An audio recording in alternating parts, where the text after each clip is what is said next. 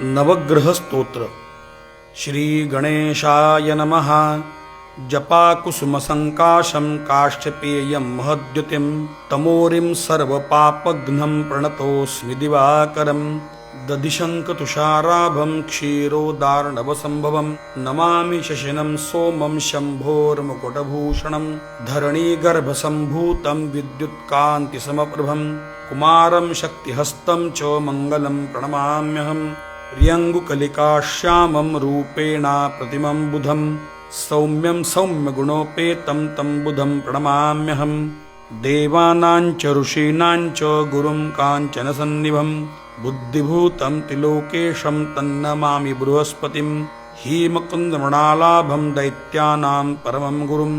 सर्वशास्त्रप्रवक्तारं भार्गवं प्रणमाम्यहं नीलाञ्जनसमाभासं रविपुत्रं यमाग्रजं छायामार्तण्डसम्भूतं तन्नमामि शनेश्वरम्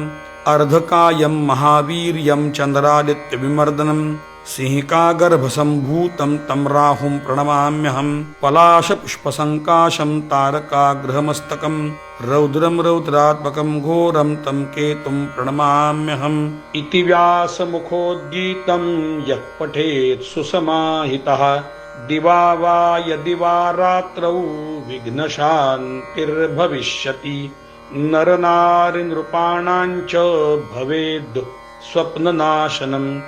ऐश्वर्यमतुलं तेषाम् आरोग्यं पुष्टिवर्धनं ग्रहनक्षत्रजा पीडा तस्कराद्गिसमुद्भवा ताः सर्वाः प्रशमं यान्ति व्यासो ब्रूतेन संशयः इति श्रीव्यासविरचितम् आदित्यादिनवग्रहस्तोत्रं सम्पूर्णम्।